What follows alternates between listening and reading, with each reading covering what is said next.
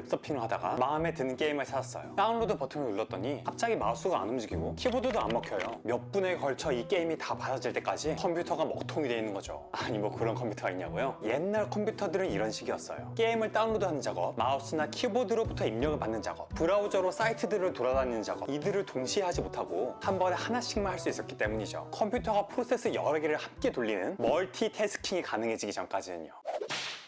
여러분의 컴퓨터에서 실행할 수 있는 파일, 윈도우의 경우 이름 뒤에 XE가 붙어있는 그런 파일들을 프로그램이라고 해요. 그리고 그 프로그램이 실행돼서 돌아가고 있는 상태, 즉 컴퓨터가 어떤 일을 하고 있는 상태를 프로세스라고 하죠. 여러분이 방금 들었던 상황과는 달리 오늘날처럼 쾌적하게 컴퓨터를 사용할 수 있는 건 운영체제가 여러 개의 프로세스를 함께 돌리고 있기 때문이에요. 윈도우를 쓰고 계신다면 지금 당장 Ctrl Alt Delete 키를 누르고 작업 관리자로 진입하셔서 내 컴퓨터에 얼마나 많은 프로세스들이 지금도 열심히 돌고 있는지 확인하실 수 있죠. 여러 프로세스를 함께 돌리는 작업은 동시적, 병렬적 혹은 이 둘의 혼합으로 이루어져요. 나중에 더 깊이 다루겠지만 이 둘을 간단히 설명하자면 동시성은 프로세스 하나가 이것 조금 하고 이것 조금 하고 이것 조금 하고 이렇게 여러 작업을 돌아가면서 일부분씩 진행하는 거예요. 이렇게 진행 중인 작업을 바꾸는 걸 컨텍스트 스위치라고 하는데 여기에도 다양한 방식과 알고리즘이 쓰여요. 이 과정이 기똥차게 빨리 돌아가니까 사람들에게는 이 프로세스들이 마치 동시에 진행되는 것처럼 느껴지는 거죠. 병렬성은 프로세스 하나에 코어 여러 개가 달려서 각각 동시에 작업들을 수행하는 거예요. 듀얼코어, 쿼드코어, 옥타코어 이런 명칭이 붙는 멀티코어 프로세서가 달린 컴퓨터에서 할 수 있는 방식이죠. CPU의 속도가 발열 등의 물리적 제약 때문에 예전만큼 빠르게 발전하지 못하게 되자 그 대안으로 코어를 여러 개 달아서 작업을 분담할 수 있도록 만든 거예요. 자, 그럼 이제 컴퓨터는 여러 개의 프로세스를 함께 돌릴 수 있게 됐어요. 이걸로 충분할까요? 아까 이야기한 브라우저도 하나의 프로그램이고 이게 돌면서 하나의 프로세스가 진행되고 있죠. 그런데 이 브라우저가 일을 할 때도 게임을 다운받는 동시에 다른 페이지들을 돌아다닐 수 있어야 되고 유튜브 영상의 데이터들을 받아오면서 받아지는 데이터로 영상을 재생할 수도 있어야 되죠. 한 프로세스 안에도 여러 갈래의 작업들이 동시에 진행될 필요가 있는 거예요. 이 갈래를 스레드라고 불러요. 이 영상에서 조리대를 메모리에 비유했죠. 프로세스는 요리사고 대량 주문이 들어오는 이 식당에서 끊임없이 만들어내는 이 메뉴 하나하나가 프로세스예요. 컴퓨터는 프로세스마다 자원을 분할해서 할당해요. 라면 끓이는 섹션, 김밥 만드는 섹션, 햄버거 만드는 섹션 이렇게 조리 공간을 나눠서 요리사 혼자 돌아다니면서 동시적으로 하든 여럿이서 병렬적으로 하든 혹은 이 둘을 섞어서 하든 이 메뉴들을 동시에 계속해서 만들어내는 거죠. 햄버거를 만드는 프로세스에서는 패티를 굽는 스레드가 진행되는 동안 빵에 야채를 얹고 소스를 뿌리는 스레드도 진행될 수 있겠죠. 한 메뉴의 스레드들은 같은 조리대에서 진행돼요. 패티는 여기 가서 굽고 야채는 저기 가서 얹는다면 같은 조리대에서 작업하는 것보다 일하기가 훨씬 힘들겠죠. 같은 메뉴를 만들 때는 같은 공간과 장비, 즉 컴퓨터에 같은 자원을 공유하는 것이 더 효율적일 거예요. 프로세스들은 컴퓨터의 자원을 분할해서 쓰지만 스레드는 프로세스마다 주어진 전체 자원을 함께 사용하는 거죠. 이게 속도와 효율 면에서는 낫겠지만 단점도 있어요. 프로세스 안에 공유되는 변수에 스레드 두 개가 동시에 손을 대요. 현실 세계에서는 로맨스물이 되지만 컴퓨터 세계에서는 에러물이 돼요. 어떤 버튼을 누를 때마다 숫자가 1씩 올라가요. 스레드 둘이 이 버튼을 10번씩 누르면 결과물은 20이 나와야 하는데 그보다 적은 숫자가 나와버리죠. 둘이 버튼을 동시에 누른 경우에는 숫자가 1만 올라가기 때문이에요. 시간 문제로 발생하는 이런 상황들을 예상하고 방지해야 되기 때문에 스레드를 사용하는 프로그래밍은 코드를 짜기도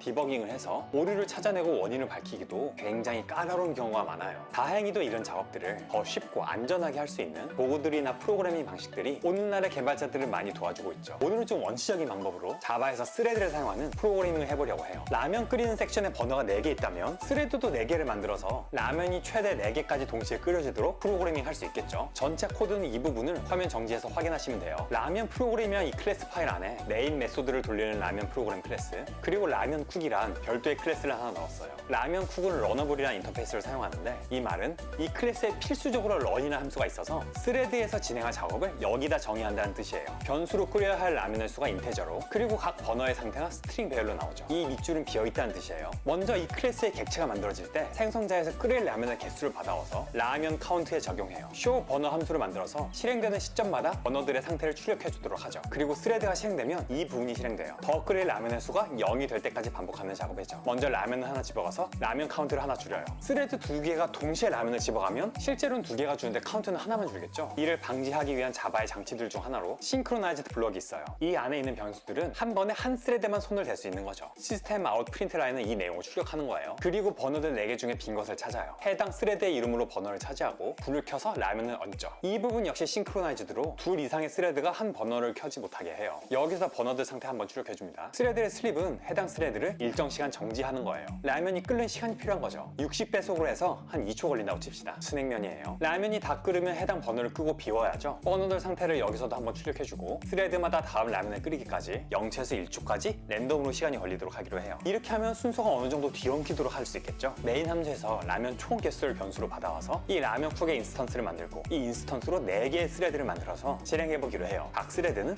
A, B, C, D로 이름을 붙였어요. 이 클래스를 컴파일하고 라면 개수를 50으로 줘서 실행을 해볼까요? 자, 이 스레드들이 돌면서 상태들이 출력되죠? A, B, C, D 각 스레드들이 빈 버너를 찾아서 켜고 끌 때마다 버너들의 상태가 이렇게 변하는 걸 볼 수 있죠. 스레드들이 이렇게 순서가 섞여 나오는 걸 보면 각각이 동시에 진행되고 있다는 걸 볼 수 있죠. 마지막에 이렇게 주어진 개수의 라면이 다 끓여지고 버너들도 다 꺼진 모습을 볼 수 있네요. 알겠나요? 이렇게 스레드를 사용하는 코드들을 살펴보고 짜보고 해서 이해하고 나면 오늘날 사용되는 보다 고급스러운 동시성 프로그래밍을 더 잘 활용할 수 있게 하는 기초 지식이 될 거예요. 잘못되거나 미흡한 설명들 댓글로 지적 부탁드리고요. 오늘도 즐거하세요.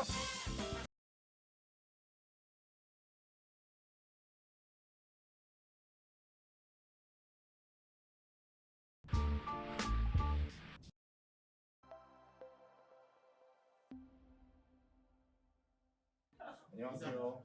JVM 스택과 힙을 주제로 발표하게 된 무민입니다.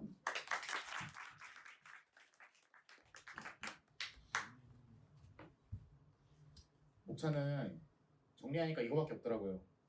먼저 JVM이 뭔지 얘기를 하고 그 다음에 내부가 어떻게 되는지 그리고 제가 바이트 코드 예제를 준비했어요. 그거로 마무리하도록 하겠습니다. JVM이 뭐냐?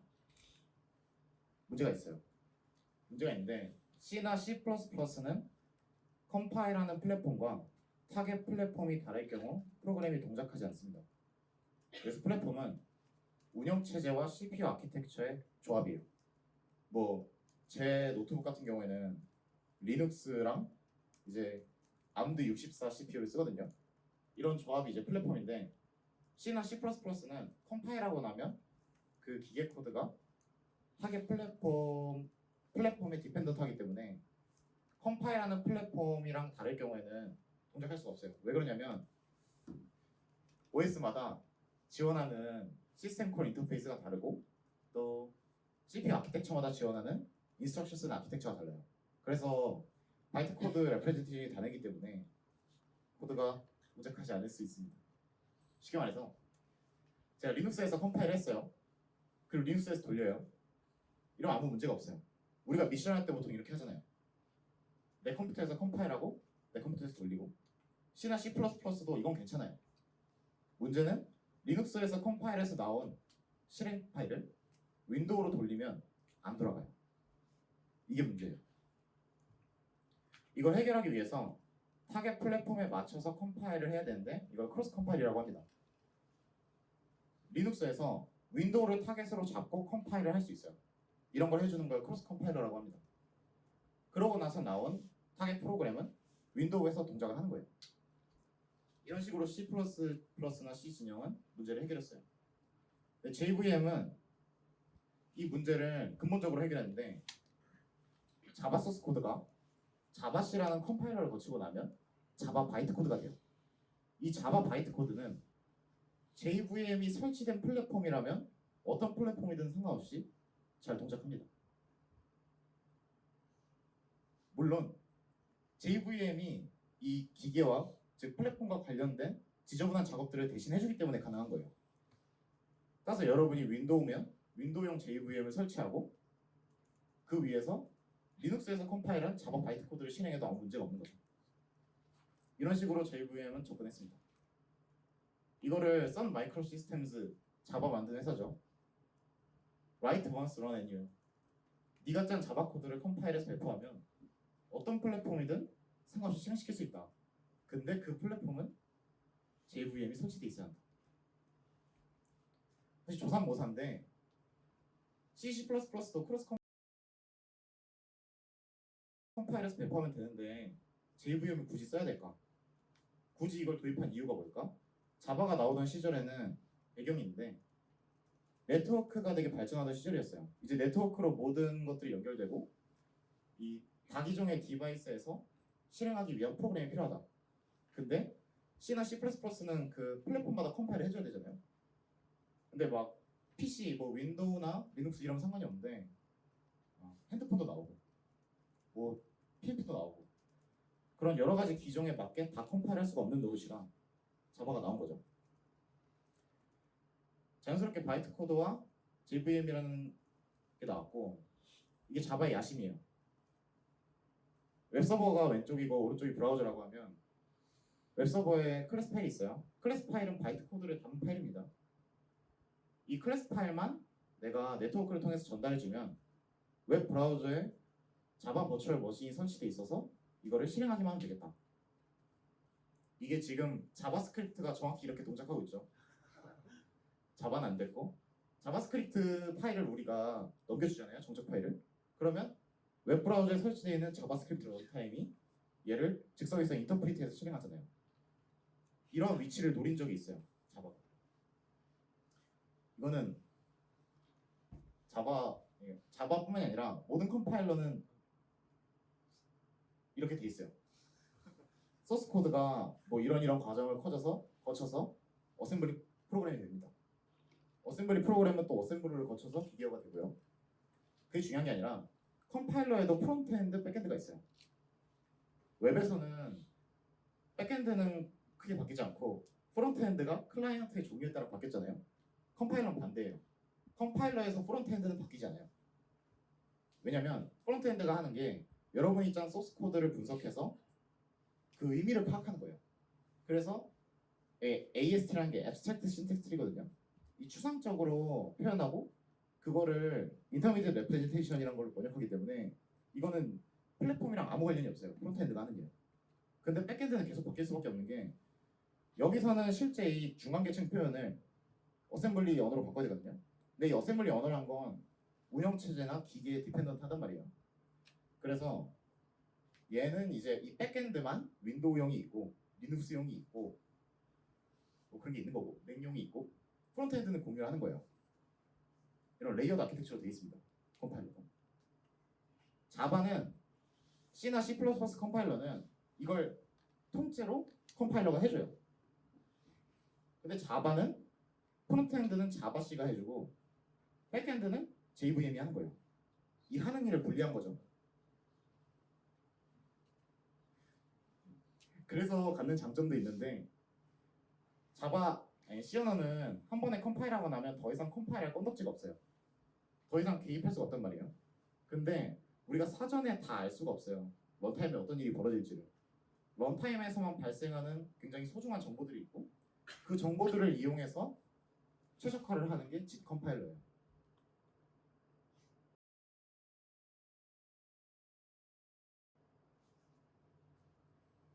짓 컴파일러는 이따 할게요. JVM 내부 구조를 봅시다. JVM 내부 구조에서 우리가 주목할 부분은 이 런타임 데이터 에리어라는 곳이거든요. JVM이 자바 바이트 코드를 실행하는 기계예요. 진짜 가상의 기계예요. 그때 여러 가지 메모리 종류의 메모리 공간이 필요한데 그때 쓰는 게 런타임 데이터 에리어입니다. 이 중에 스레드가 공유하는 게 있고 공유하지 않는 게 있어요. 메소드 에리어와 힙은 모든 스레드가 공유하는 데이터 에리어입니다. 메소드 에리어는 클래스 로더가 클래스 파일을 읽어왔을 때 클래스에 있는 정보들을 파싱해서 저장하는 곳이에요. 뭐 변수가 어떤 게 있는가, 메소드가 어떤 게 있는가, 뭐 정적 변수는 어떤 게 있는가, 바이트 코드는 어떤가 이런 것들을 다 저장하는 곳이 메소드 에리어라고 보면 됩니다. 힙은 프로그램을 실제로 실행하면서 생성한 모든 객체 인스턴스를 저장하는 곳이에요. 이제 얘네들은 스레드마다 존재를 하는데 자바 스택과 PC 레지스터, 네이티브 메소드 스택이에요. PC라는 건 프로그램 카운터입니다. 각 스레드는 어떤 메소드를 항상 실행하고 있어요. 그때 PC는 그 메소드 안에서 바이트 코드 몇 번째 줄을 실행하고 있는지를 나타내는 역할을 합니다. 스택은 스레드별로 한 개만 존재하고 스택 프레임은 메서드가 호출될 때마다 생성돼요. 그러니까 이 스레드 1의 빨간색이 스택이고 아래로 성장을 하는 거예요. 그때 맨 위에 있는 스택 프레임은 메인 메서드예요. 그리고 그 밑에 있는 스택 프레임은 메인 메서드에서 호출한 어떤 메서드고 그 밑에는 그 메서드에서 호출한 어떤 메서드. 즉 메서드 호출의 그 트레이스와 똑같다고 보면 될 것 같아요. 메서드 실행이 끝나면 당연히 스택 프레임은 팝되어 스택에서 제거됩니다.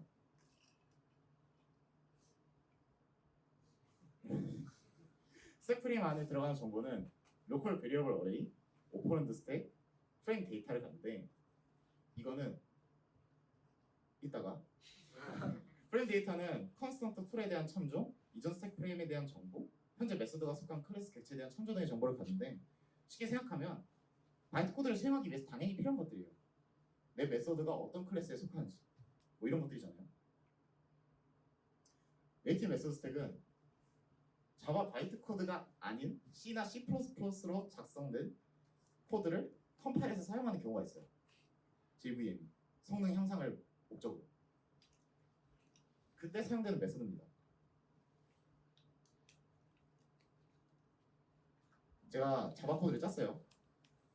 더블 변수 3개를 선언하고 1.0으로 초기화하고 포지션이라는 데다가 이니셜 더하기 레이트 곱하기 60. 결과는 61.0이잖아요.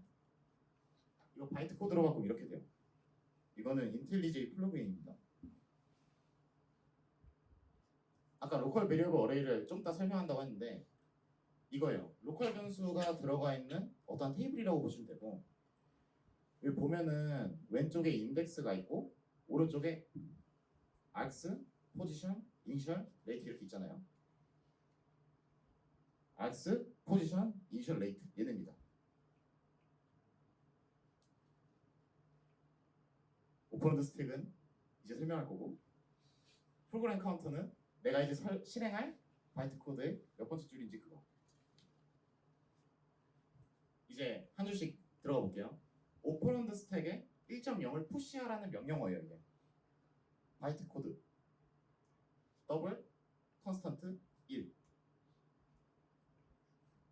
스토어라고 하면은 오퍼런드 스택이 어떤 값인지 모르겠지만 그걸 꺼내서 로컬 베리어블 어레이 1번 인덱스에 저장을 하는 뜻이에요. 더블 스토어 1 1번 인덱스에 포지션이라는 값이 있으니까 포지션에 1.0을 넣으라는 것과 같죠? 아까 제가 초기화 코드 넣은 게 이렇게 해석이 된 거예요. 바이트 코드로.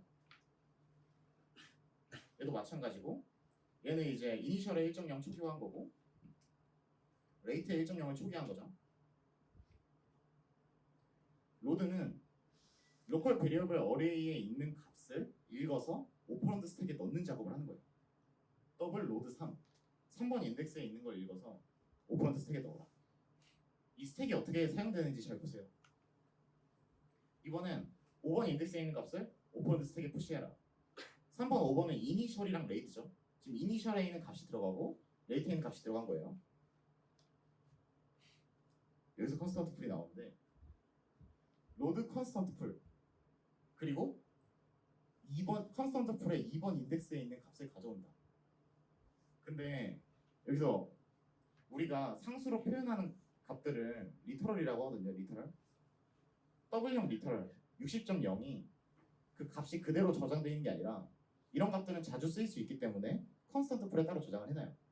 그 컨스턴트 풀에 있는 값을 가져서 사용할 때 이 명령어를 씁니다. 지금 60.0을 스택에 넣은 거예요. dmul 더블 멀티플라이 두 개의 오퍼런드 스택에서 두 개의 값을 꺼내고 곱해요. 다시 푸시해요.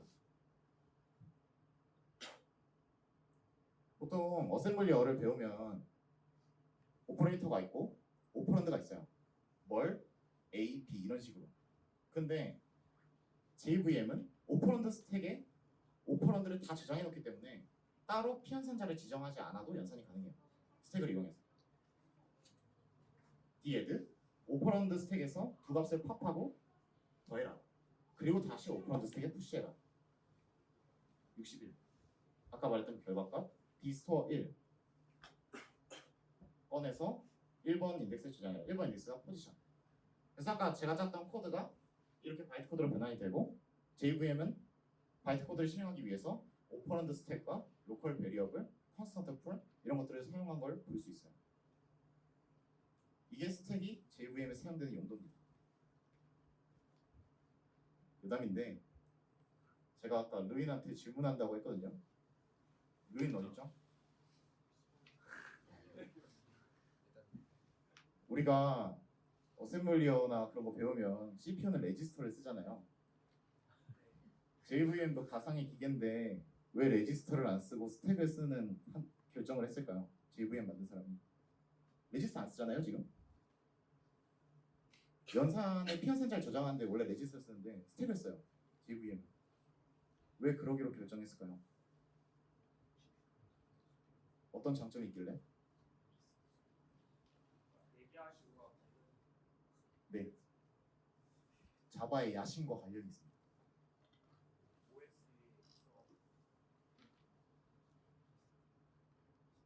아니고요. 아까 자바가 그 네트워크의 다기종의 디바이스에서 균일하게 동작할 수 있음을 보장하고 싶어 했잖아요. 디바이스마다 레지스터 수는 달라요. 가정할 수가 없어요. 몇 개의 레지스터가 있을 것이다. 그래서 레지스터 기반으로 이걸 하게 되는 순간 우리가 구현에 관여하게 되는 거예요. 레지스터 1번, 2번, 3번을 쓰는 순간 레지스터가 적어도 3개는 있어야 되는 거잖아요. 그게 아니라 스택을 쓰게 되면은 계산 과정은 좀 더 귀찮고 복잡해질 수 있더라도 우리가 실제 하드웨어의 스펙에 최소한의 관여만 하는 거죠. 그런 추상화를 하기 위해서 스택을 사용한 거라고 생각이 되고요. 또 보면은 코드가 컴팩트하잖아요. 그래서 네트워크로 전송할 때도 이득이 될 거고. 그런 측면에 자바의 철학이나 욕심이 담겨 있습니다. 근데 이게 마음에 안 들어서 안드로이드의 달빙워시는 레지스터를 쓰거든요. 그래서 그건 JVM이 아니에요. 제가 공부한 레퍼런스는 자바 버추얼 머신 스페시피케이션이라는 책이 있는데 이거는 자바 버추얼 머신이 어떤 기능을 제공해야 된다는 그런 명세를 나타낸 거고 실제 구현은 하스팟 구현, 뭐 IBM 구현 다 다르거든요. 그래서 인사이드 자바 버추얼 머신은 그 자바 버추얼 머신의 구현까지 들어가서 보통 어떤 선택들을 했고 어떻게 구현을 했는지를 나타내고 있어요. 이 두 개의 책이 많은 도움이 됐습니다. 질문 있나요?